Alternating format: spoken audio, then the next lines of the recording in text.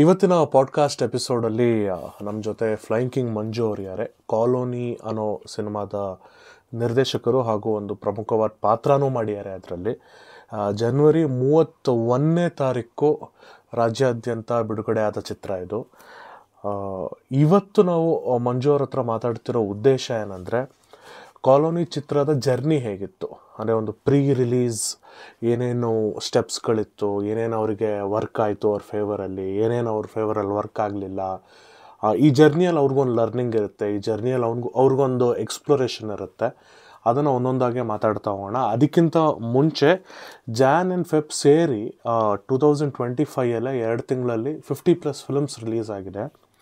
ಅದರಲ್ಲಿ ಕೆಲವು ಚಿತ್ರಗಳು ಮಾತ್ರ 25 ಡೇಸ್ ಕಂಪ್ಲೀಟ್ ಮಾಡಿರೋವಂಥದ್ದು. ಅದರಲ್ಲಿ ಕಾಲೋನಿ ಕೂಡ ಒಂದು ಚಿತ್ರವಾಗಿದೆ. ಸೊ ಆನ್ ದ್ಯಾಟ್ ನೋಟ್, ಮೊದಲನೇದಾಗಿ ಮಂಜು ಅವರೇ, congratulations on completing 25 days. Thank you sir. And welcome ನಮ್ಮ ಪಾಡ್ಕಾಸ್ಟ್ಗೆ. Thank you.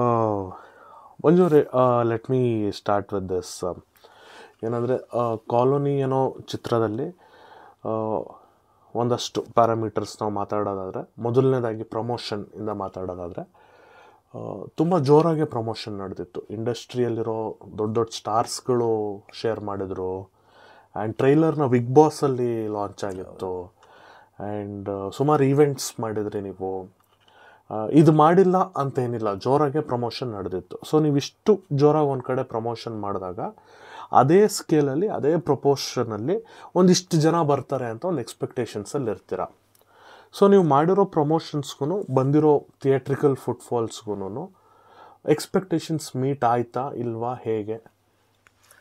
ಖಂಡಿತ ಇಲ್ಲ ಸರ್. ಓಕೆ, ಯಾಕಿರ್ಬೋದು ನಿಮ್ಮ ಪ್ರಕಾರ? ಯಾಕಂದರೆ ಈಗ ಜನಕ್ಕೆ ಸಿನಿಮಾ ನಾವು ನೋಡಿ, ನೀವು ಹೇಳ್ದಂಗೆ ದರ್ಶನ್ ಸರ್ ಅವರ ಆಶೀರ್ವಾದ ಇದೆ, ನಮಗೆ ಸುದೀಪ್ ಸರ್ ಬಿಗ್ ಬಾಸಲ್ಲಿ ಇದು ಮಾಡಿಕೊಟ್ರು, ಸ್ವತಃ ಅವರೇ ಒಂದು ಟ್ವಿಟ್ ಕೂಡ ಮಾಡಿಕೊಟ್ರು. ಧ್ರುವ ಸರ್ಜಾ ಅವ್ರ ಜೊತೆ ನಿಂತು ಅವರು ಕೂಡ ನಮಗೊಂದಷ್ಟು ಬೆಂತಟ್ಟಿದ್ರು. ಇನ್ನು ದುನಿಯಾ ವಿಜಯನ ಬಗ್ಗೆ ಹೇಳಂಗೆ ಇಲ್ಲ. ಸೊ ಅವರೇ ಫಸ್ಟ್, ನಂದು ಮೊದಲನೇ ಹೆಜ್ಜೆನೇ ಅವ್ರ ಅಭಿಮಾನಿ. ನಾನು ಮೊದಲನೇ ಹೆಜ್ಜೆ ಅವರಿಂದನೇ ಶುರು ಆಗಿದ್ದು.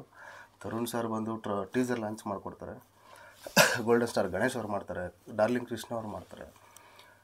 ಇಷ್ಟು ದೊಡ್ಡ ಇಡೀ ಇಂಡಸ್ಟ್ರಿ ನಮಗೆ ಅಷ್ಟು ಆತ್ಮೀಯವಾಗಿ ವೆಲ್ಕಮ್ ಮಾಡ್ತು. ಸೊ ನಾನು ಯಾವ ಸ್ಟಾರ್ ಮಗನೂ ಅಲ್ಲ, ನಾವಪ್ಪ ಪ್ರೊಡ್ಯೂಸರು ಅಲ್ಲ, ಯಾವ ಮಿನಿಸ್ಟ್ರು ಅಲ್ಲ. ಸೊ ಇಷ್ಟು ಚೆನ್ನಾಗಿ ವೆಲ್ಕಮ್ ಮಾಡಿದ್ರು ಕೂಡ ಜನಕ್ಕೆ ನಾವು ತಲುಪೋದು ಸ್ವಲ್ಪ ತಡ ಆಗುತ್ತೆ. ಏನಕ್ಕೆ ಅಂತಂದರೆ ಸರ್, ಸಮುದ್ರದಲ್ಲಿ ಒಂದು ಗ್ಲಾಸಲ್ಲಿ ನೀರು ಎತ್ಕೊಂಡಂಗೆ ನಾವು ಎಷ್ಟೇ ಪ್ರಮೋಷನ್ ಮಾಡಿದ್ರು ಅದೇನೋ ಮ್ಯಾಜಿಕ್ಕು ಮಿರಾಕಲ್ಸ್ ಆಗಬೇಕು ಅಂತಾರೆ ನೋಡಿ, ಅದಾಗಬೇಕು.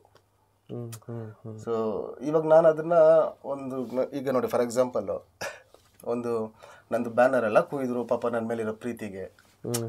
So only for colony name, ಅಲ್ಲಿಗೆ ನಾನೊಬ್ಬ ತುಂಬ ದೊಡ್ಡ ಮಹಾನ್ ವ್ಯಕ್ತಿ ಫೋಟೋ ಹಾಕಿರ್ತೀನಿ, ಕುಯ್ತಾರೆ. ಅವ್ರ ವ್ಯಕ್ತಿತ್ವ ಅವ್ರು ತೋರಿಸ್ಕೊಳ್ತಾರೆ. ನನ್ನ ಉದ್ದೇಶ, ನಾನು ಏನು ಹೇಳ್ಬೇಕು ಹೋಗ್ತಿದ್ದೀನಿ ಸಮಾಜಕ್ಕೆ, ಅದು ನಾನು ಒಳ್ಳೆ ರೀತಿಯಲ್ಲಿ ಮಾಡಿದ್ದೀನಿ. ಅದನ್ನು ಪ್ರಮೋಷನ್ ಅಂತೇಳಿ ನಾನು ಕೆಡ್ದಾಗ ಬಿಂಬಿಸಿ ಅದನ್ನು ಕೂಡ ನಾನು ಇದು ಮಾಡೋಕ್ಕೆ ಹೋಗಿಲ್ಲ. ಒಳ್ಳೆ ರೀತಿಯಲ್ಲೇ ಸಿನಿಮಾ ಮಾಡಬೇಕು, ಒಳ್ಳೆ ರೀತಿಯೇ ಜನ ಬರಬೇಕು ಅಂತ ನಾನು ಏನು ಪ್ರಯತ್ನ ಮಾಡಿದ್ರು. ಆರ್ಗ್ಯಾನಿಕ್ಕಾಗಿ ಬಂದರು, ಜನ ಎಷ್ಟು ಬರಬೇಕು ಅಷ್ಟು ಬಂದರು, ನಮ್ಗೆ ಎಷ್ಟು ಪ್ರೀತಿ ಕೊಡಬೇಕು ಅಷ್ಟು ಕೊಟ್ಟರು. ಯಾಕಂದರೆ ಅದ್ರ ಮೇಲೆ ತಗೊಂಡು ಹೋಗ್ಬೇಕು ಅಂತಂದರೆ ನಮಗೂ ಶಕ್ತಿ ಇರಬೇಕು ಸರ್. ಅಲ್ಲ, ನಾನು ಅದೇ ಪಾಯಿಂಟಿಗೆ ಬರ್ತಾ ಇದ್ದೆ. ಇವಾಗ ನಾನು ನಿಮ್ಮ ರಿವ್ಯೂಸ್ನೆಲ್ಲ ಫಾಲೋ ಮಾಡ್ತಿದ್ದೆ ಇನ್ಸ್ಟಾಗ್ರಾಮಲ್ಲಿ. ಆ್ಯಂಡ್ ಯಾರ್ಯಾರು ನೋಡ್ಯಾರೋ ಅವ್ರು ತುಂಬಾ ಇಷ್ಟಪಟ್ಟಿದ್ದಾರೆ. ಅದ್ರಲ್ಲಿ ನಾನು ನಮ್ಮ ಟೀಮೆಲ್ಲ ಹೋಗಿ ನೋಡಿದಾಗ ಅದ್ಭುತವಾಗಿತ್ತು. ಆ್ಯಂಡ್ ನಮ್ಮ ಅಭಿನೇನೆ ಮ್ಯೂಸಿಕಲ್ಲಿ ನೆಕ್ಸ್ಟ್ ಲೆವೆಲ್ ಮಾಡಿದ್ದಾರೆ ಅವರು, ರಾಕ್ಷಸ ಬಿಡಿ ಅವನು.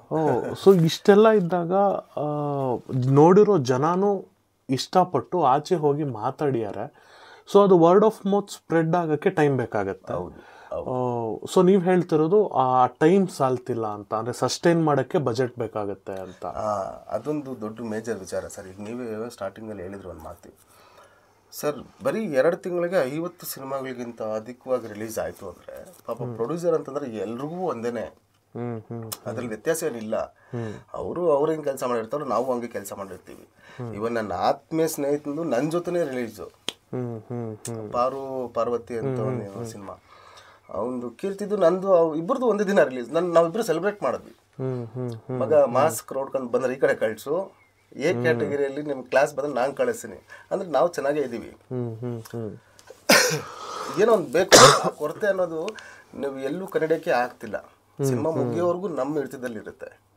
ಸಿನಿಮಾ ಬಂದ ಮೇಲೆ ಒನ್ಸ್ ರಿಲೀಸ್ ಡೇಟ್ ಅನೌನ್ಸ್ ಆಗಿ ಬಂತು ಅಂತಂದ್ರೆ ಗಾಳಿ ಪಟ್ಟುತ್ತಾರೆ ಸರ್, ದಿಕ್ಕಾಪಾಲಾಗಿ ಓಡ್ತಾ ಇರುತ್ತೆ.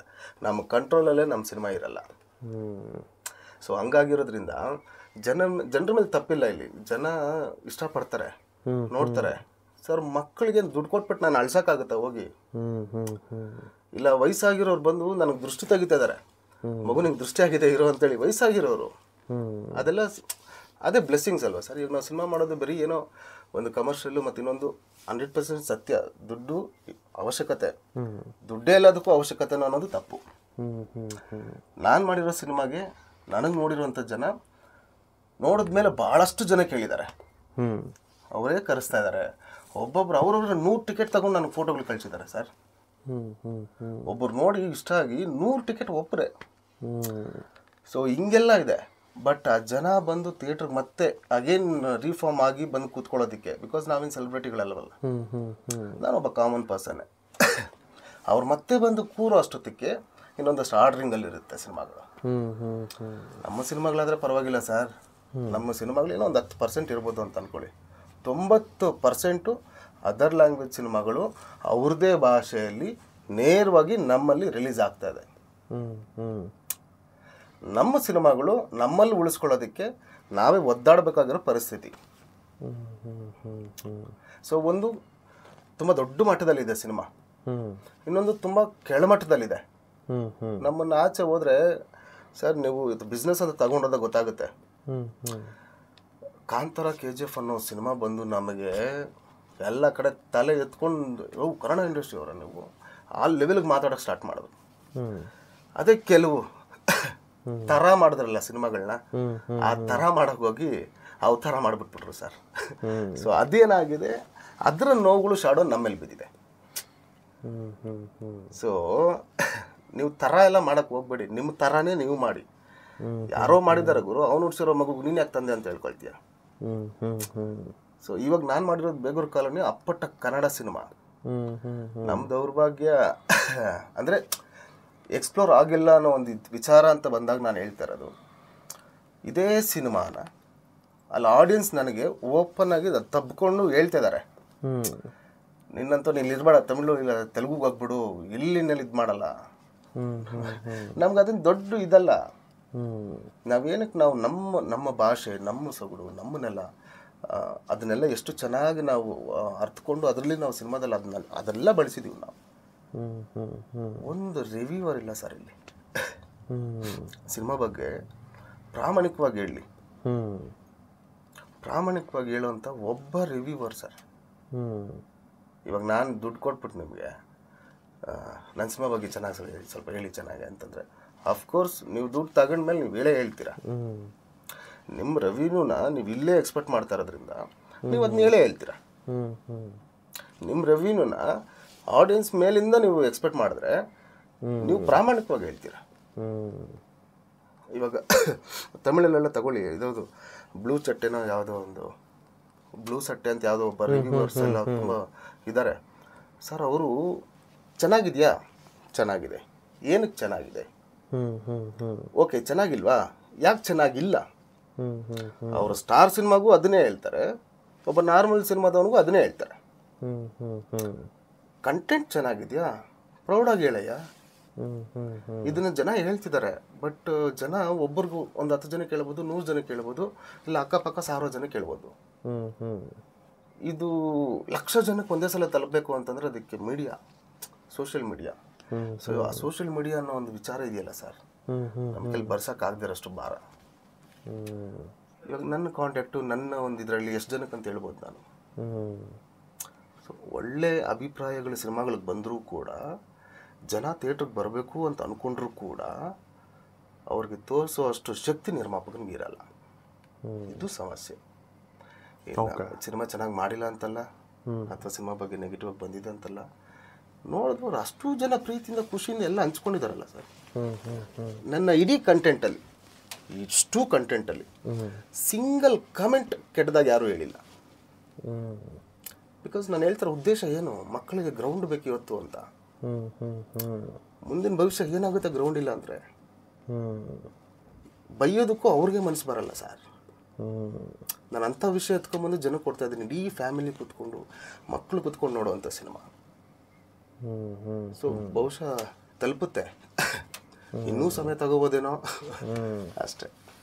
ಇಲ್ಲ, ಅದೇ ಪ್ರಶ್ನೆದ ಹುಡುಕಾಟದಲ್ಲಿ ಈ ಪಾಡ್ಕಾಸ್ಟ್ ಮಾಡ್ತಿರೋದು.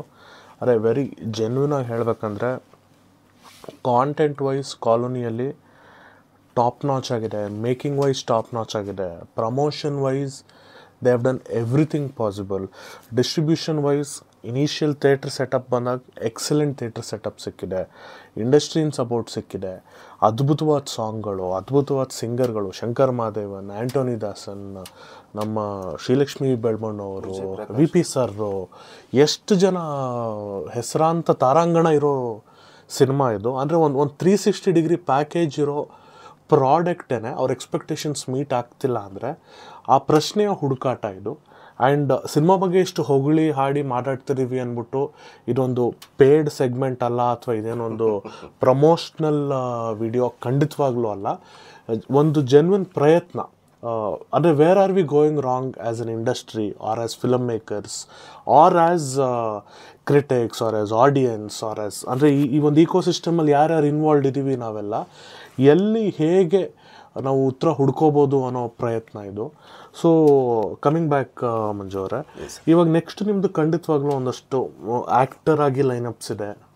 ನಮ್ಮ ಸ್ನೇಹಿತರೆ ಒಂದಷ್ಟು ಮಾಡ್ತಿದ್ದಾರೆ, ಅವೇರ್ ನಿರ್ದೇಶಕರಾಗಿಯೂ ನಿಮ್ಮದು ಲೈನಪ್ ಇದ್ದೇ ಇರುತ್ತೆ. ಸೊ ಇವಾಗ ನೆಕ್ಸ್ಟ್ ಪ್ರಾಜೆಕ್ಟ್ಸಲ್ಲಿ ನಾನು ಈ ಕಾಲೋನಿಯಲ್ಲಿ ಇಂತಿಂಥದ್ದು ಕಲ್ತ್ಕೊಂಡಿದ್ದೀನಿ, ಇಂತಿಂಥದ್ದು ಇದ್ರಲ್ಲಿ ಮಾಡಲ್ಲ ಅಥವಾ ಇಂತಿಂಥದ್ದು ಇದ್ರಲ್ಲಿ ಮಾಡ್ತೀನಿ ಅನ್ನೋದು ಯಾರಾದರೂ ಒಂದು ಸ್ಟ್ರಾಂಗ್ ಲರ್ನಿಂಗ್ ಥರ ಆಗಿದೆಯಾ? ಸೊ ದಟ್ ನೆಕ್ಸ್ಟ್ ಅಪ್ಕಮಿಂಗ್ ಮೇಕರ್ಸ್ಗೆ ನೀವು ಹೇಳ್ಬೋದು, ನಾನು ಇದು ಮಾಡದೇ ಇದು ವರ್ಕ್ ಆಯಿತು ಅಥವಾ ನಾನು ಇದು ಮಾಡದೇ ಇದು ವರ್ಕ್ ಆಗಲಿಲ್ಲ, ಆ ಥರ ಬೇರೆ ಉತ್ಸಾಹಿಗಳಿಗೆ ಹೆಲ್ಪ್ ಆಗೋ ಹಂಗೆ. 200% ಸತ್ಯ ಸರ್. ನೋಡಿ, ಇಲ್ಲಿ ನಾನು ಯಾವುದೇ ಕಾರಣಕ್ಕೂ ಡಿಮೋಟಿವೇಟ್ ಮಾಡಲ್ಲ. ಬಿಕಾಸ್ ನಮ್ಮಲ್ಲೇ ಕಾನ್ಫಿಡೆನ್ಸ್ ಇಲ್ಲ ಅಂತಂದರೆ, ಸೊ ಮತ್ತು ನಾವು ಮುಂದೆ ನಮ್ಮನ್ನು ನಂಬ್ಕೊಂಡು ಬರೋವಂಥವ್ರಿಗೆ ನಾವೇನು ಮಾದರಿ ಆಗ್ತೀವಿ. ಸೊ ಇಲ್ಲಿ ಅಳಿಸೋಗೋದು ಬೇಡ. ಇಲ್ಲಿ ಎಷ್ಟೋ ಜನ ಉಳಿಸೋಗಿದಾರಲ್ಲ, ಅದನ್ನ ನಾವು ಉಳಿಸ್ಕೊಂಡು ಹೋಗ್ಬಿಟ್ರೆ ಸಾಕು. ನಾವೇನು ಇಲ್ಲಿ ಸಪ್ರೇಟಾಗಿ ಏನು ಮಾಡಬೇಕಾಗಿಲ್ಲ. ವಿಷಯ ಇಷ್ಟೇ ಸರ್. ಈಗ ಮುಂದೆ ಬರೋವಂಥವ್ರಿಗೆ ಫಸ್ಟು ನಿರ್ಮಾಪಕರು ಇಲ್ಲಿ ತಿಳ್ಕೊಂಡು ಬರ್ಬೇಕು ಸರ್. Okay, good point. ನಮ್ಮ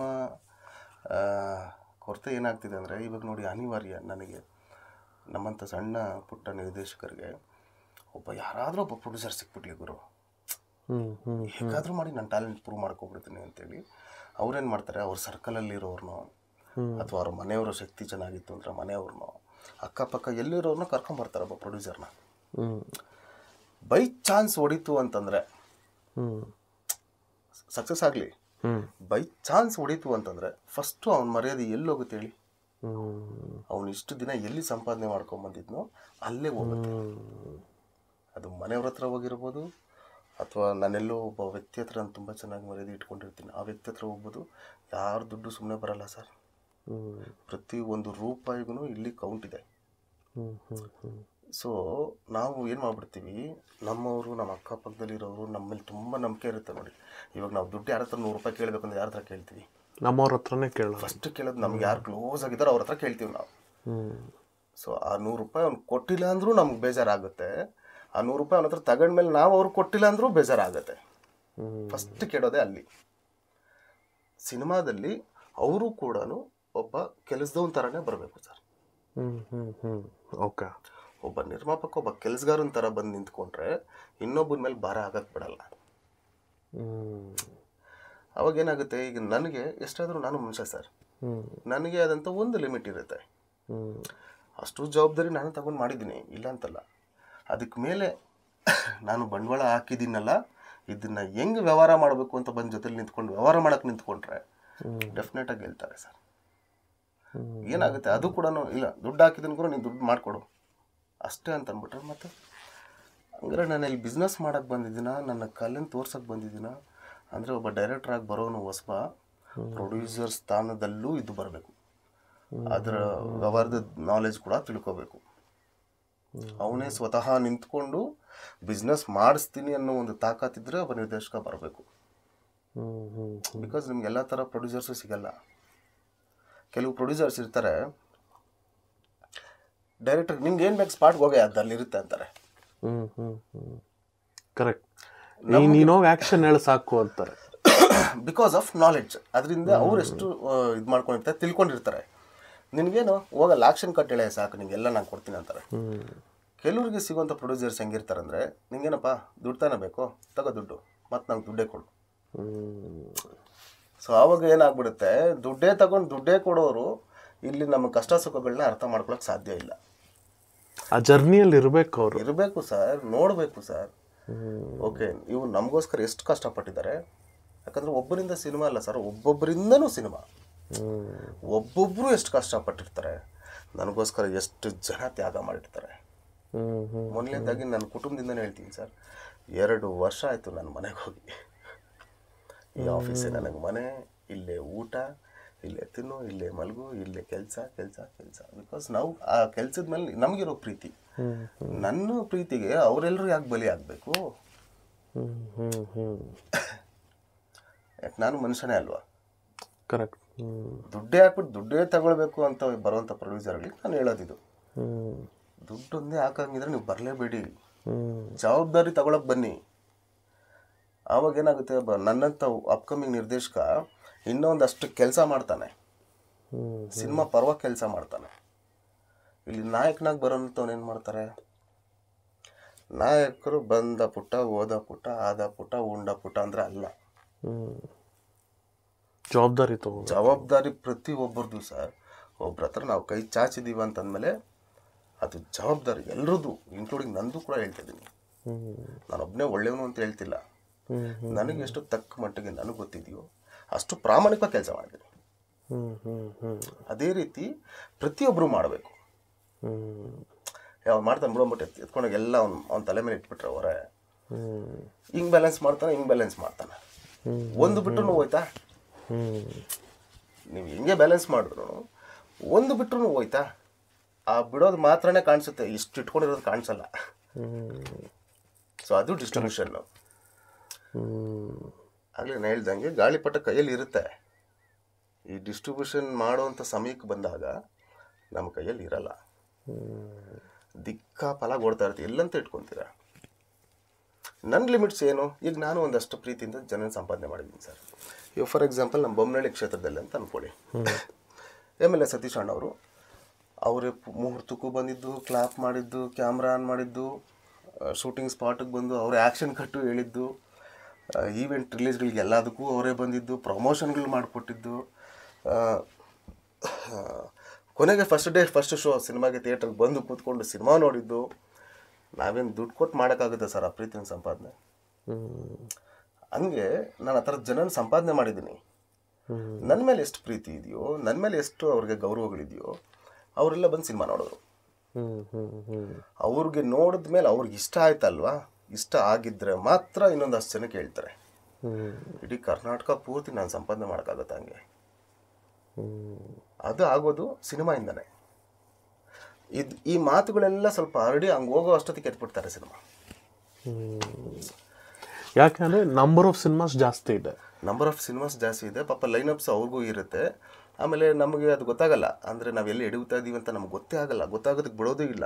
ಅಷ್ಟು ಟೆನ್ಷನ್ ನಮ್ಗೆ ಆಲ್ರೆಡಿ ಓವರ್ಲೋಡ್ ಆಗಿರುತ್ತೆ. ನಮಗೆ ಯಾವ ಭಾಗದಲ್ಲಿ ನೀವು ತಲೆ ಕೊಡೋಕ್ಕಾಗ್ತಿರುತ್ತೆ ನೋಡಿ. ಇದೇ ನೀವು ಇವಾಗ ಕೂತ್ಕೊಂಡು ಮಾತಾಡ್ತಾ ಇದ್ದೀರಾ, ತುಂಬ ಕಾಮಾಗಿ ಆರಾಮಾಗಿ ಮಾತಾಡ್ತಾ ಇದ್ದೀನಿ. ಇದೇ ರಿಲೀಸ್ ಟೈಮಲ್ಲಿ ನೀವು ಬಂದು ಹಿಂಗೆ ಮಾತಾಡೋಕ್ಕೆ ನನ್ನ ಕೈಲಿ ಆಗ್ತಾ ಇತ್ತಾ? ಏನಕ್ಕೆ ಅಷ್ಟು ಒತ್ತಡ ಒಬ್ಬನ ಮೇಲೆ? ಕರೆಕ್ಟ್. ಎಲ್ಲ ತಂದು ಡೈರೆಕ್ಟರ್ ಮೇಲೆ ಇರುತ್ತೆ. ಅದು ಸೋತ್ರೆ ಒಬ್ಬನೇ ಸರ್. ನಿಮ್ಗೇನಾದರೂ ಸಿನಿಮಾ ಏನಾದರೂ ನಿಮ್ಗೆ ಅರ್ನ ಆಗಿಲ್ಲ ಅಂತಂದರೆ ಒಬ್ಬನೇ ಬಲಿಪಶು, ನಿರ್ದೇಶಕ ಮಾತ್ರ. ಆ ಒಂದು ಧೈರ್ಯ ತಗೊಳಕ್ಕಾಗ್ದಂಗೆ ಇವತ್ತು ಎಷ್ಟೋ ಜನ ಡೈರೆಕ್ಟರ್ಗಳು ಕಂಟೆಂಟ್ ಕ್ರಿಯೇಟರ್ಗಳಾಗ್ಬಿಟ್ಟವ್ರೆ. ಇಲ್ಲಿ ತಡೆಯೋಕ್ಕಾಗಲ್ಲ ಪಾಪ, ಅವ್ರದ್ದು ಜೀವನಗಳಿರುತ್ತೆ. ಬಟ್ ಅದು ಎಷ್ಟರ ಮಟ್ಟಿಗೆ ಸರಿ? ಎಲ್ಲದೂ ಹೋಗಿ ಡೈರೆಕ್ಟ್ರ್ ಮೇಲೆ ಹಾಕೋದು ತಪ್ಪು. ಇನ್ನೊಂದು, ಒಂದು ವೇಳೆ ವರ್ಕ್ ಆಗದಾಗ cinema is a collective art. ಹೌದು. ಸೊ ಎಲ್ಲರ ಜವಾಬ್ದಾರಿನೂ ಈಕ್ವಲಿ ಇರುತ್ತಲ್ವ? ಹೌದು. ಇಲ್ಲ ಸರ್, ಆದರೂ ಬಲಿ ಆಗೋದು ಡೈರೆಕ್ಟ್ರೆ. ಏನು ಗೊತ್ತಾ, ಪ್ರೊಡ್ಯೂಸರ್ನ ಕರ್ಕೊಂಬರೋದು ಅವನೇ ಅಲ್ವಾ? ಕತೆ ಮಾಡಿ ಪ್ರೊಡ್ಯೂಸರ್ ಕರ್ಕೊಂಡು ಬಂದು ಬಿಸ್ನೆಸ್ ಮಾಡಬೇಕಾಗಿರೋದು ಅವನೇ ಅಲ್ವಾ? ಇಲ್ಲಿ ಏನಕ್ಕೆ ಬಿಸ್ನೆಸ್ ಅವನೇ ಮಾಡಬೇಕು ಅಂತ ಬರುತ್ತಂದ್ರೆ ನಿಮ್ಗೆ ಆ ಇನ್ವಾಲ್ವ್ಮೆಂಟ್ಸ್ ಇರಲ್ಲ. ನಿರ್ಮಾಪಕರು ಬಂದವರು ನೀನು ಮಾಡುಗುರು, ನಾನು ಹೇಳ್ತೀನಿ ಅದೆಲ್ಲೆಲ್ಲ ಹೆಂಗೆ ಆಗುತ್ತೆ ನೋಡ್ಬೇಕು, ನಾನು ಕಲಿಬೇಕು. ಸೊ ಜರ್ನಿಯಲ್ಲಿ ಒಟ್ಟಿಗೆ ಓಡಾಡಬೇಕಿಬ್ರು. 100% ಸರ್. ತಂದೆ ಮಕ್ಕಳ ಸಂಬಂಧ ಅದು. ಏನಕ್ಕೆ ಪದ ಬಳಸಿನಂದರೆ, ನನ್ನ ಹುಟ್ಟಿಸಿರೋ ತಂದೆಗೆ ನನಗೊಂದು 5 ಲಕ್ಷ ದುಡ್ಡು ಬೇಕು ಅಂತಂದಾಗ ಅವ್ರು ಕೊಡೋ ಶಕ್ತಿ ಇಲ್ಲ ನಮ್ಮ ತಂದೆಗೆ. ಕೊಡೋ ಆಸೆ ಆಸಕ್ತಿ ಎಲ್ಲ ಇದ್ರೂ ಶಕ್ತಿ ಇಲ್ಲ. ಅದೇ ನನ್ನಂಥವನು ಒಬ್ಬ 5 ಲಕ್ಷ ಯಾರೋ ನನಗೆ ತುಂಬ ಬೇಕಾಗಿರೋರು 2ರಿಂದ 3 ಕೋಟಿ ನನ್ನ ಮೇಲೆ ನಂಬಿ ಇನ್ವೆಸ್ಟ್ ಮಾಡ್ತಾರೆ ಸರ್. ಆ ನಂಬಿಕೆ ಎಷ್ಟು ದೊಡ್ಡದು, ಆವಾಗ ನಮಗೆ ಜವಾಬ್ದಾರಿ ಜಾಸ್ತಿ ಇರುತ್ತೆ. ಇಲ್ಲ, ನನ್ನ ನಂಬಿ ಇಷ್ಟು ಕೋಟ್ಯಾಂತರ ರೂಪಾಯಿ ಇನ್ವೆಸ್ಟ್ ಮಾಡಿದಾರಲ್ವಾ, ಇದನ್ನ ಉಳಿಸ್ಕೋಬೇಕು ಅನ್ನೋದಕ್ಕೆ ನಾನು 2 ವರ್ಷ ಹೆಂಡತಿ ಮಕ್ಕಳನ್ನೆಲ್ಲ ಬಿಟ್ಟು ದುಡಿಲೇಬೇಕು ಅಂತ ದುಡಿತೀನಿ. ಸೊ ಇದೆಲ್ಲ ಶಕ್ತಿ ಅವ್ರಿಗೂ ಇತ್ತು ಅಂದರೆ ಅಪ್ಕಮರ್ಸ್ಗೆ ಇಲ್ಲಿ ನನ್ನ ಕೈಲಿ ತಡಿಯೋಕ್ಕಾಗುತ್ತೆ ಅಂದರೆ, ನಿಮಗೆ ಬಂದ ತಕ್ಷಣ ಫಸ್ಟ್ ಓಪನ್ ಗೇಟೇ ಅವಮಾನ, ನಾವು ಗೇಟೇ ಓಪನ್ ಆಗೋದು ಹೆಜ್ಜೆ ಹೆಜ್ಜೆಗೂ ಫಸ್ಟ್ ಗೇಟೇ ಅದು. ಅವಮಾನದ ಗೇಟ್ ಓಪನ್ ಆಗುತ್ತೆ, ಅಲ್ಲಿ ನೀವು ಸಮುದ್ರ ದಾಟಿದ್ರೇನೆ ಮುಂದಿನ ಒಂದು ಗೇಟ್ ಓಪನ್ ಆಗುತ್ತೆ. ಆ ಗೇಟ್ ದಾಟೋಕೆ ಮುಂಚೆನೇ ಎಲ್ಲರೂ ಓಡೋಗ್ಬಿಡ್ತಾರೆ ಅಲ್ವಾ. ಫಸ್ಟ್ ಗೇಟೆಲ್ಲ ಓಡೋಗ್ಬಿಡ್ತಾರೆ ಸರ್, ನಿಂತ್ಕೋಬೇಕು. ಅದಕ್ಕೆ ಇವತ್ತು ನೋಡಿ ನನ್ನ ಕಲೆನ ಮಾತ್ರ ನಂಬಿ ಒಂದಷ್ಟು ಜನ ಡೈರೆಕ್ಟರ್ಸ್ ಬಂದಿದ್ದಾರೆ. ಬಿಫೋರ್ ರಿಲೀಸೇ, ಆಫ್ಟರ್ ರಿಲೀಸ್ ಅಲ್ಲ. ಸೊ ಈಗಾಗಲೇ ನಮ್ಮ ಉಮೇಶ್ ಬಾಬು ಅವರು ಅಂತೇಳಿ ನನ್ನ ಅಪ್ಕಮಿಂಗ್ ಸಾಲಲ್ಲಿರೋಂಥವ್ರು. ಸೊ ಅವ್ರಿಗೆ ಈಗಾಗಲೇ ಸಿನಿಮಾನೂ ಇಷ್ಟ ಆಗಿದೆ, ಭಾಳ ಚೆನ್ನಾಗಿ ಮಾಡಿದ್ದಾರೆ. ಅದು ಬೇರೆ ಜಾನರ್. ಒಬ್ಬ ಕಲಾವಿದನಾಗಿ ನನಗೆ ಒಂದು ಜವಾಬ್ದಾರಿ ಇದೆ. ಸಮಾಜಕ್ಕೂ ನನಗೂ ಒಂದು ಒಳ್ಳೆ ನಂಟಿದೆ, ಸಮಾಜಕ್ಕೂ ನನಗೂ ಭಾಳ ಒಳ್ಳೆ ನಂಟಿದೆ. ಸೊ ನನ್ನ ಕರ್ತವ್ಯ ಅದು. ಅಂದರೆ ಇವಾಗ ನೋಡಿ, ಅಪ್ಪು ಸಾರು ನಮ್ಮೊಂದಿಗೆ ಇಲ್ಲ ಅಂತಂದಾಗ ಅವ್ರ ದೇವ್ರ ಸಂದಲ್ಲಿ ನಾವು ಯಾಕೆ ಇಡ್ತೀವಿ ಸರ್? ಬರೀ ದುಡ್ಡು ಕೊಟ್ಟು ದುಡ್ಡುಗೋಸ್ಕರನೇ ಸಿನಿಮಾ ಮಾಡಿದರೆ ಅಷ್ಟು ಕೋಟ್ಯಾಂತರ ಜನ ನಾವು ಸಂಪಾದನೆ ಮಾಡೋಕ್ಕಾಗ್ತಿತ್ತ? ಅವ್ರು ದೇವ್ರಾಗ್ತಾ ಇದ್ರ? ವ್ಯವಹಾರನೇ ಆಗಿದ್ರೆ ಅವ್ರು ಯಾಕೆ ದೇವ್ರಾಗ್ತಾಯಿದ್ರು ಅಂದರೆ ನಮಗೆ ಸಂಬಂಧ ಒಂದಿದೆ ಸಿನಿಮಾಗೆ ಮತ್ತು ಒಬ್ಬ ಆಡಿಯನ್ಗೆ. ನಾವು ಜವಾಬ್ದಾರಿತ ವ್ಯಕ್ತಿಗಳು ಸಮಾಜದಲ್ಲಿ. ನಾವೇನು ಸಂದೇಶ ಕೊಡ್ತೀವಿ ಅದು ಅವ್ರ ಮಾರ್ಗದರ್ಶನ ಆಗುತ್ತೆ. ಸೊ ಹಂಗಾಗಿ ನಾನು ಕಲೆನ ಆಯ್ಕೆ ಮಾಡ್ಕೋಬೇಕು, ನಾನು ಕೆಲವು ಕಂಟೆಂಟ್ಗಳನ್ನ ಆಯ್ಕೆ ಮಾಡ್ಕೋಬೇಕು ಅಂದಾಗ ನನ್ನ ಫಸ್ಟ್ ಸಿನಿಮಾ ರಾಜೀವ ಅಂತ ಮಾಡಿದೆ, ಮಯೂರ್ ಪಟೇಲ್ ಅವ್ರದ್ದು. ಸೊ ಅದು ರೈತರ ಬಗ್ಗೆ ಮಾಡಿದ್ದು ಸಿನಿಮಾ. ಅದಾದ ನಂತರ ಮಕ್ಳಿಗೋಸ್ಕರ ಸಿನಿಮಾ ಮಾಡಿದೆ, ಕಾಲೋನಿ ಮಕ್ಳಿಗೋಸ್ಕರ ಮಾಡಿದ್ದಂಥ ಸಿನಿಮಾ. ಅದ್ರ ಜೊತೆಗೂ ಕೂಡ ಬರೀ ಏನೋ ಸಂದೇಶ ಕೊಡೋಕೆ ನಾನು ಯಾರು ಸರ್ 30 ಸೆಕೆಂಡ್ ವಾಟ್ಸಪ್ ಸ್ಟೇಟಸಲ್ಲೇ ಬರೋಬಿಡುತ್ತೆ. ಇವತ್ತು 30 ಸೆಕೆಂಡ್ ವಾಟ್ಸಪ್ ಸ್ಟೇಟಸಲ್ಲೇ ನಿಮ್ಗೆ ಎಲ್ಲ ಕಂಟೆಂಟ್ಸು ಸಿಕ್ಬಿಡುತ್ತೆ. ಬೆಳಗ್ಗೆದ್ದು ಟಾಯ್ಲೆಟ್ ರೂಮಲ್ಲಿ ಹಿಂಗೆ ತಿರುಗಿಸಿದ್ರೆ ಎಲ್ಲ ಬೋಧನೆಗಳೆಲ್ಲ ಅಲ್ಲೇ ಬಂದ್ಬಿಟ್ಟಿರುತ್ತೆ. ಅದ್ರ ಜೊತೆಗೆ ನಾನು ಒಂದು ಕಥಾ ಸಂಗಮ ಅಂದರೆ ಅದು ಎಲ್ಲನೂ ವಿಷಯಗಳು, ಪ್ರತಿಯೊಂದು ವಿಷಯಗಳನ್ನ ಅನಲೈಸ್ ಮಾಡಿ ಅದನ್ನ ಒಂದು ಚೌಕಟ್ಟಲ್ಲಿ ನಾನು ಕಟ್ಕೊಡ್ಬೇಕು ಅಂತಂದರೆ ನಾನು ಅದ್ರ ಪರವಾಗಿ ಎಷ್ಟು ಓಡಾಟ ಮಾಡಿರ್ತೀನಿ.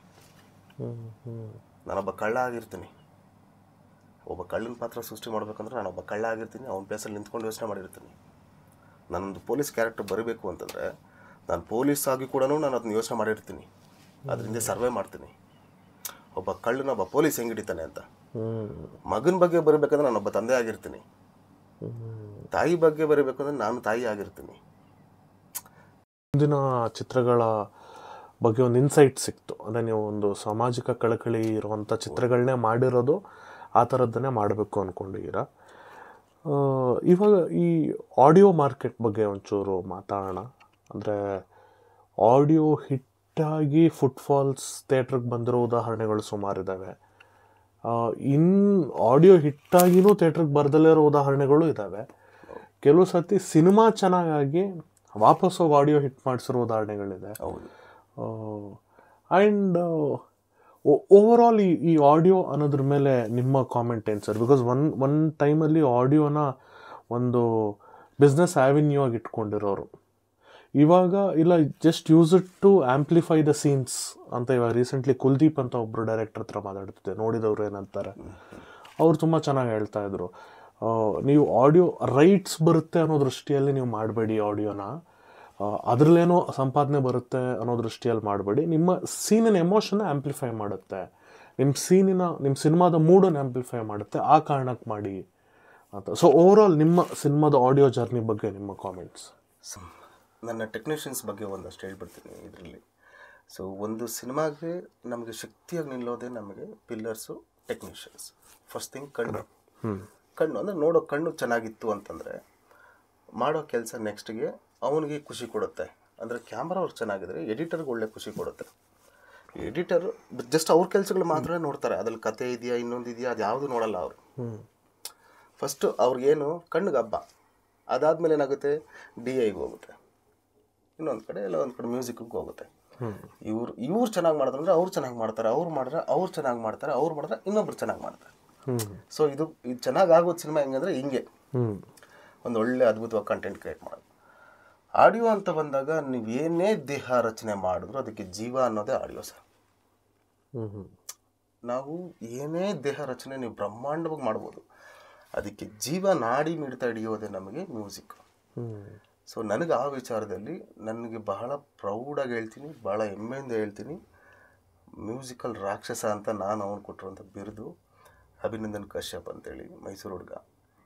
ಬಹಳ ಡೆಡಿಕೇಟಿವ್, ಭಾಳ ಎನರ್ಜೆಟಿಕ್, ಆಮೇಲೆ ಹೊಸ ಹೊಸ ವಿಚಾರಗಳನ್ನ ತಿಳ್ಕೊಂಡಿದ್ದಾರೆ. ನಾವು ಯಾಕೆ ಹೊಸಬ್ರು ಕೊಡಲ್ಲ? ಹೌದು, ಕೊಟ್ಟು ನೋಡಿ ಒಂದ್ಸಲ ಹುಡುಗರಿಗೆ. ಇವಾಗ ನೀವು ಇದ್ರಲ್ಲಿ ತಮಿಳ್ನಾಡಲ್ಲಿ ನೋಡಿ ಸರ್, ರಜನಿ ಸಾರು ಯಾರ ಜೊತೆ ಸಿನಿಮಾ ಮಾಡ್ತಿದ್ದಾರೆ, ಕಮಲ್ ಹಾಸನ್ ಯಾರ ಜೊತೆ ಸಿನಿಮಾ ಮಾಡ್ತಿದ್ದಾರೆ? ಹೊಸಬ್ರ ಜೊತೆ ಅಲ್ವಾ ಸರ್? ಯಂಗ್ಸ್ಟರ್ಸು ಅವರಲ್ಲಿರೋ ಫೈರ್ ಹಂಗಿರುತ್ತೆ, ಹೊಸತನ ಎತ್ಕೊಂಡ್ಬಂದು ಕೊಡ್ತಾರೆ. ನಮ್ಮಲ್ಲಿ ಒಬ್ಬ ಯಂಗ್ಸ್ಟರ್ಗೆ ಯಾವನಾದ್ರು ಒಬ್ಬ ಅವಕಾಶ ಕೊಡ್ತಾನೆ ಸರ್? 100% ಕೊಡಲ್ಲ. ಸೊ ಹಂಗಾಗಿ ಆಡಿಯೋ ನನಗೆ ತುಂಬ ತುಂಬ ತುಂಬ ಇಂಪಾರ್ಟೆಂಟು. ಬಿಕಾಸ್ ಅದು ನನಗೆ ಇನ್ವಿಟೇಷನ್ ಕೂಡ ಹೌದು.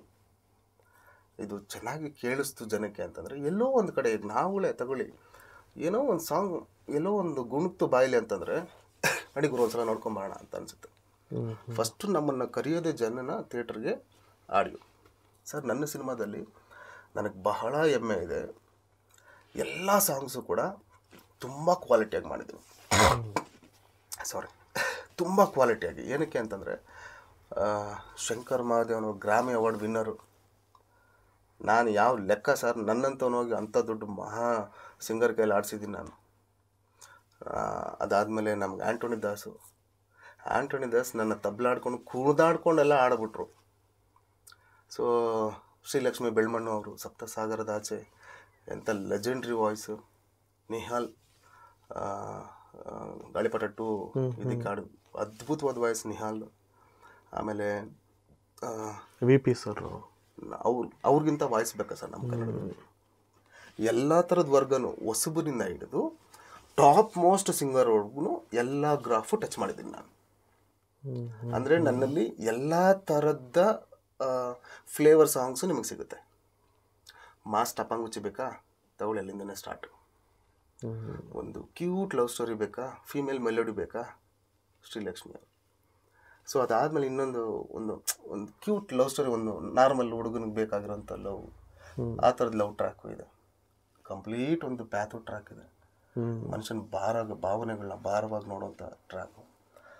ಸೊ ಸಂಬಂಧಗಳಿಗೆ ಭಾರ ಇರೋದು ಮ್ಯೂಸಿಕಲ್ಲಿ.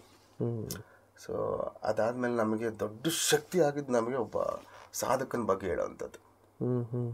ನನ್ನ ಮೊದಲನೇ ಸಿನಿಮಾದಲ್ಲಿ ಭಾಳ ಹೆಮ್ಮೆಯಿಂದ ಹೇಳ್ತೀನಿ, ವಸಿಷ್ಠ ನರಸಿಂಹ ಅವ್ರು ಆಡಿರೋದು. ಒಬ್ಬ ರೈತನ ಬಗ್ಗೆ ಒಂದು ಸಾಂಗ್ ಮಾಡಿದೆ. ಅದು ಹಿಂಗೆ ಸ್ವಲ್ಪ ದಿನಗಳಾದಮೇಲೆ ಎಲ್ಲ ಶೋಗಳಲ್ಲಿ ಅಲ್ಲಿ ಇಲ್ಲೆಲ್ಲ ಫುಲ್ ವೈರಲ್ ಆಗಿ ತುಂಬ ಆಮೇಲೆ ದೊಡ್ಡ ಮಟ್ಟಕ್ಕೆ ಆಯಿತು. ಸೊ ಇವಾಗ ಈ ಸಿನಿಮಾದಲ್ಲಿ ನಂಗೆ ಸಿಕ್ಕಿರೋ ಅದೃಷ್ಟ ಮಹಾನಾಯಕನ ಬಗ್ಗೆ ಮಾಡೋಕ್ಕೆ, ಅಂಬೇಡ್ಕರ್ ಅವ್ರ ಬಗ್ಗೆ. ನಿಮ್ಮ ಹತ್ರ ಮಾತಾಡ್ಬೇಕಾದ್ರೆ ಆಗಲೇ ಹೇಳಿದೆ, ಸಕ್ಸಸ್ ಅಂತ ಹಾಸ್ಪಿಟ್ಲಿಂದ ನರ್ಸ್ ಬಂದು ಹೇಳಿಲ್ಲ ಅಂತಂದರೆ ನಾನು ಡೆಲಿವರಿನೇ ಆಗ್ತಾ ಇರಲಿಲ್ಲ. ಸಕ್ಸಸ್ ಅನ್ನೋದು ಹುಟ್ಟಿದ ದಿನವೇ ಸ್ಟಾರ್ಟ್ ಆಗಿದೆ.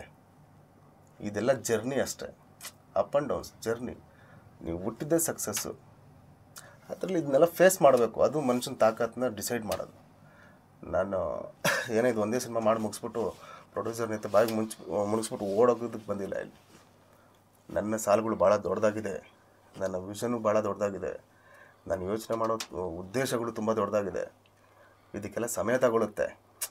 ಬಂದಿದ್ದ ದಿನವೇ ರಜನಿಕಾಂತ್ ಅವ್ರು ಸೂಪರ್ ಸ್ಟಾರ್ ಆಗಿಲ್ಲ, ಯಶ್ ಅವ್ರು KGF 2 ಮಾಡಿಲ್ಲ. ಕಿರಾತಕದಿಂದನೇ KGF 2 ಆಗಿದ್ದು ಅಲ್ವಾ, ಮೆಜೆಸ್ಟಿಕ್ಕಿಂದನೇ ರಾಬರ್ಟ್ ಆಗಿದ್ದು, ಹುಚ್ಚ ಇಂದನೇ ಕಿಚ್ಚ ಆಗಿದ್ದು. ಸೊ ಇಷ್ಟೆಲ್ಲ ಇದೆ, ಜರ್ನಿ ಇದೆ, ಅದಕ್ಕೆ ಸಮಯ ಕೊಡಿ, ಖಂಡಿತ ಆಗುತ್ತೆ. ಉದ್ದೇಶಗಳು ಕರೆಕ್ಟಾಗಿರ್ಬೇಕಷ್ಟೆ. ಆನೆಸ್ಟಾಗಿ 10 ಜನ ನೋಡಿದಾರಾ, 10 ಜನ ಮನಸ್ಫೂರ್ತಿ ಖುಷಿಯಾಗಿ ಹೋಗಿದ್ದಾರೆ ಹೊರತು ಒಂದು ಸಿಂಗಲ್ ಕಮೆಂಟ್ ನೆಗೆಟಿವ್ ಆಗಿ ಹೇಳಿಲ್ಲ. ಅಲ್ಲಿಗೆ ನಾನು ಉತ್ತಮವಾದಂಥ ಸಿನಿಮಾ ಮಾಡಿದ್ದೀನಿ ಅಂತ ತಾನೇ ಅರ್ಥ. ಮತ್ತು ನಾನು ಬೇರೆದು ನಾನು ಹೆಂಗೆ ಅಕ್ಸೆಪ್ಟ್ ಮಾಡ್ಕೊಳ್ಳಿ? ನನ್ನ ಕೆಲಸ ನಾನು ಶುದ್ಧವಾಗಿ ಮಾತಾಡಿದ್ದೀನಿ, ಅದಕ್ಕೆ ಏನು ಸಿಗಬೇಕಾಗಿದೆಯೋ ಅದು ಸಿಕ್ಕಿದೆ. ನಮ್ಮ ನಿರ್ಮಾಪಕರಿಗೆ ಕಮ್ಮಿ ಏನು ಮಾಡಿಲ್ಲ. ನಾನು ಊಟಕ್ಕೆ ಬೇಕಾದ್ರೆ ಒಂದು ಹೊತ್ತು ಕಡಿಮೆ ಮಾಡ್ಕೊಂಡಿರ್ತೀನಿ, ಅದು ಕೆಲಸಕ್ಕೆ ಹಾಕಿರ್ತೀನಿ. ಗೆದ್ದರು ಸೋತರು ಬಿದ್ದರು ಏನೇ ಆದರೂ ಮತ್ತೆ ಸಿನಿಮಾನೇ ಮಾಡೋದು. ಯಾಕಂದರೆ ಸಿನಿಮಾ ಅಂದರೆ ಬೇರೆ, ಸಿನಿಮಾನ ಪ್ರೀತಿ ಮಾಡೋದು ಬೇರೆ. ಆಸೆ ಎಲ್ರಿಗೂ ಇರುತ್ತೆ, ಆಸಕ್ತಿ ಇರಲ್ಲ. ನಮ್ಗೆ ಆಸಕ್ತಿನೂ ಇದೆ, ಜೀವನೇ ಇದೆ. ಅದಕ್ಕೆ ನನ್ನ ಸಾಲು ಇನ್ನೂ ಸ್ವಲ್ಪ ದೊಡ್ಡದಾಗ ಆಗಿರೋದು. ಯಾರ ಥರ ನಾವು ಒಂದು ಸಿನಿಮಾ ಮಾಡಿಬಿಟ್ಟು ದೊಡ್ಡ ಆಡಂಬರ ಮಾಡಿಬಿಟ್ಟು 100 ಜನನ ಫಿಲ್ ಮಾಡಿಬಿಟ್ಟು ಅವ್ರ ಮುಂದೆ ಫೋಟೋ ಇಡ್ಸ್ಕೊಂಡು ಹೂ ಅಂತೇಳಿ ಪ್ರೊಡ್ಯೂಸರ್ ಎತ್ಕೊಂಬಂದು ಬೀದಿಗೆ ಬಿಟ್ಟು ಹೋಗಿ ಬಂದಿಲ್ಲ. ನಾನಿಲ್ಲಿ ಆನೆಸ್ಟಾಗಿ ಮಾಡ್ತಿದ್ದೀವಿ. ಈಗ ಒಂದು ಸಿನಿಮಾ ಈಗಾಗಲೇ, ಇನ್ನೊಂದು ಸಿನಿಮಾನು ಮುಗ್ದಿದೆ, ಅನೌನ್ಸ್ಮೆಂಟ್ ಸದ್ಯದಲ್ಲೇ ಆಗುತ್ತೆ. ಸಿನಿಮಾ ಕಂಪ್ಲೀಟ್ ಆಯ್ತದು, ಡಬ್ಬಿಂಗ್ ನಡೀತಾ ಇದೆ. ಸೊ ಅದಾದ ನಂತರ ಕುಂಭಮೇಳದಲ್ಲೂ ಕೂಡ ನಂದು ಇನ್ನೊಂದು ಸಿನಿಮಾ ಶೂಟಿಂಗ್ ನಡೀತಾ ಇದೆ. ಅಲ್ಲಿಗೆ ನಾನು ಹೋಗೋಕ್ಕಾಗಿಲ್ಲ ನನ್ನ ಈ ಪ್ರಮೋಷನ್ ಅಂತಿದ್ರಲ್ಲಿ. ಅದಾದಮೇಲೆ ಈಗ ನಮ್ಮ ಬಡವರಾಜ್ ಕಲಾ ಅಸೋಸಿಯೇಟ್ ಸಂದೀಪ್, ಸೊ ಅವ್ರದ್ದು 2 ಸಬ್ಜೆಕ್ಟ್ ನನ್ನ ಜೊತೆ ಪ್ಲ್ಯಾನ್ ಆಗಿದೆ. ಅದು ಒಂದಿನ ಶೂಟ್ ಕೂಡ ಮಾಡಿದ್ದೀವಿ, ನೋಡಿದ್ದೀರಾ. ಇನ್ನೊಂದು ಸಬ್ಜೆಕ್ಟ್ ಆಗಲೇ ಪ್ಲ್ಯಾನ್ ಆಗಿ ನೆಕ್ಸ್ಟ್ ಮಂತಿಗೆ ಶೂಟಿಂಗ್ ರೆಡಿ ಆಗ್ತಿದೆ. ಇದೆಲ್ಲ ಆದಮೇಲೆ ಸ್ವಲ್ಪ ನನಗೂ ಈ ಭಾರನೆಲ್ಲ ಪ್ರೊಡ್ಯೂಸರ್ ಮೇಲಿರೋ ಭಾರನೆಲ್ಲ ಎತ್ತಿ ಅವ್ರ ಕೈ ಕೊಟ್ಟು ನೀಟಾಗಿ ತದನಂತರ ನಾನು ಇನ್ನೊಂದು ಸಿನಿಮಾನ ನನ್ನ ಡೈರೆಕ್ಷನಲ್ಲಿ ಸ್ಟಾರ್ಟ್ ಮಾಡ್ತೀನಿ. ಅದು ಈ ವರ್ಷದಲ್ಲೇ ಮಾಡ್ತೀನಿ. ಇದು line ups sir. Nice. So ಇದಾಗಿತ್ತು ಫ್ಲೈಯಿಂಗ್ ಕಿಂಗ್ ಮಂಜು ಅವರ ಮನದಾಳದ ಮಾತು. ಅವರು ಒಂದು ಮನ್ಸಾರೆ ಅವರಲ್ಲಿ ಏನೇನು ಇದೆ ಎಲ್ಲದೂ ಒಂದು ಫ್ರೀ ಫ್ಲೋ ಅಲ್ಲಿ ಹೇಳ್ತಾ ಇದ್ದರು. ಹಾಗಾಗಿ ನಾವೆಲ್ಲೂ ಇಂಟ್ರಪ್ಟ್ ಮಾಡೋಕ್ಕೆ ಹೋಗಲಿಲ್ಲ. ಒಂದೇ ಒಂದು ಪ್ರಶ್ನೆಯಲ್ಲಿ ಈ ಸಂದರ್ಶನನ ಈ ಚರ್ಚೆನ ಎಂಡ್ ಮಾಡೋಣ ಸರ್. ಒಂದು ಲೈಟ್ ಹಾರ್ಟೆಡ್ ಪ್ರಶ್ನೆ. ಸುಮಾರು ಜನ ನನಗೆ ಕೇಳಿದ್ದಾರೆ, ಫ್ಲೈಯಿಂಗ್ ಕಿಂಗ್ ಮಂಜು, ಫ್ಲೈಯಿಂಗ್ ಕಿಂಗ್ ಅಂದರೆ ಏನು ಸರ್? ಸರ್, ಅಪ್ಪ ಅಮ್ಮ ಒಂದು ಹೆಸರಿಟ್ಟಿದ್ದಾರೆ ಮಂಜು ಅಂತ, ಜನ ಇನ್ನೊಂದು ಹೆಸರಿಟ್ಟಿದ್ದಾರೆ ಫ್ಲೈಯಿಂಗ್ ಕಿಂಗ್ ಅಂತ. ಸೊ ಆ ಫ್ಲೈಯಿಂಗ್ ಕಿಂಗ್ ಅನ್ನೋದು ಬಂದಿದ್ದು ನನಗೆ ಸ್ಪೋರ್ಟ್ಸಿಂದ. ಓಕೆ.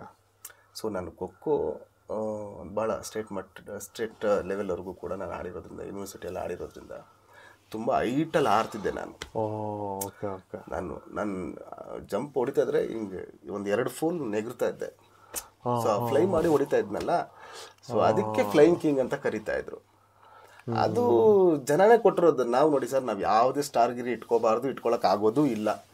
ನೀವು ಏನೇ ಕೊಟ್ಟರು ಜನನೇ ಕೊಡಬೇಕು. ಫ್ಲೈಯಿಂಗ್ ಕಿಂಗ್ ಅಂತ ಜನ ಕೊಟ್ಟಿದ್ದು ಅವರೇ, ಈಗ ಅದಕ್ಕೆ ಬ್ರ್ಯಾಂಡ್ ಮಾಡಿದ್ದು ಅವರೇ. ಫ್ಲೈಯಿಂಗ್ ಕಿಂಗ್ ಅವ್ರು ಕೊಟ್ಟಿರ್ಬೋದು, ಅದನ್ನ ಸಿನಿಮಾ ಬ್ರ್ಯಾಂಡ್ ಮಾಡ್ತು, ಇಷ್ಟೇ. ಸೊ ಅದಕ್ಕೆ ನನಗೂ ಓಕೆ, ಮೇ ಬಿ ಕರ್ನಾಟಕದಲ್ಲಿ ಒಬ್ಬನೇ ಫ್ಲೈಯಿಂಗ್ ಕಿಂಗ್, ಎಲ್ಲೂ ಇಲ್ಲ ಅದು. ಸೊ ಅದು ಬ್ರ್ಯಾಂಡ್ ಆಯ್ತಲ್ಲ ಮತ್ತೆ. ಸೊ ಹಂಗಾಗಿ ಅದನ್ನೇ ಕ್ಯಾರಿ ಮಾಡ್ತಾ ಇದ್ದೀವಿ. ಅದೊಂದು ಫ್ಲೈಯಿಂಗ್ ಕಿಂಗ್ ಅನ್ನೋದಕ್ಕೆ ಇದೇ ಮೇಜರ್ ಕಾರಣ. ನಾನು ಸ್ಪೋರ್ಟ್ಸ್ ಪ್ಲೇಯರ್, ಸೊ ಅದಕ್ಕೆ ಗ್ರೌಂಡನ್ನ ವ್ಯಾಲ್ಯೂ ನನಗೆ ಗೊತ್ತು. ನನ್ನ ಮಕ್ಕಳಿಗೆ ಇವತ್ತು ನನ್ನ ಊರಲ್ಲೇ ಗ್ರೌಂಡ್ ಇಲ್ಲ. ಸೊ ಆಟ ಆಡೋದಕ್ಕೆ ಬಹಳ ಮುಖ್ಯ ಗ್ರೌಂಡ್ ಸರ್. ನೋಡಿ, ಇವತ್ತು ನಮ್ಮ ರಾಜೀವ್ ಅವರು CCL ಆಡ್ತಾ ಇದ್ದಾರೆ. Is also sports player. So ಹೆಂಗೆ ಕನೆಕ್ಟ್ ಆದ್ವಿ ನಮಗೂ. ಅದಾದ್ಮೇಲೆ ಗೊತ್ತಾಯ್ತು ನಮ್ಗೆ, ಹೌದಲ್ವಣ್ಣ ನೀನು ಕ್ರಿಕೆಟ್ ಆಡ್ತಿಲ್ವಣ್ಣ, ನಾನು ಖೋಖೋ ಆಡ್ತಿದ್ದೆ, ಅವ್ರು ಕ್ರಿಕೆಟ್ ಆಡ್ತೀವಿ. ಸೊ ಹಿಂಗೆ. ಸೊ ಅದಕ್ಕೆ ಫ್ಲೈಯಿಂಗ್ ಕಿಂಗ್ ಅಂತ ಬಂದಿರೋದು sir. Nice. So on that note Manju ಅವರೇ, ನಿಮ್ದೆಲ್ಲ ಅಪ್ಕಮಿಂಗ್ ಚಿತ್ರಗಳಿಗೆ ಒಳ್ಳೇದಾಗಲಿ. ಆ್ಯಂಡ್ ಕಾಲೋನಿ ಚಿತ್ರದ OTT ಸ್ಯಾಟಲೈಟ್ ರೈಟ್ಸ್ ಎಲ್ಲ ಜರ್ನಿಗೂ ಒಳ್ಳೇದಾಗಲಿ. All the best. Thank you so much sir. ಒಬ್ಬ ಗೆಳಿನಾಗಿ ಅಲ್ದಂಗೆ ಕಮರ್ಷಿಯಲ್ ಪಾಯಿಂಟ್ಗಳಲ್ಲಿ ಬಂದು ಕೇಳ್ತಾರಲ್ಲ ಸಂದರ್ಶನಗಳು ಅಂತ, ಅದನ್ನೆಲ್ಲ ಹೊರತುಪಡಿಸಿ ನಿಜವಾದ ಸಿನಿಮಾಗೋಸ್ಕರ ಬಂದು ನೀವು ಜೊತೆ ಕೂತ್ಕೊಂಡ್ರಿ. ನಿಜವಾದ ಸಿನಿಮಾ ಗೆಲ್ಲುತ್ತೊಂದಿನ. Thank you sir. Thank you so much. Yeah.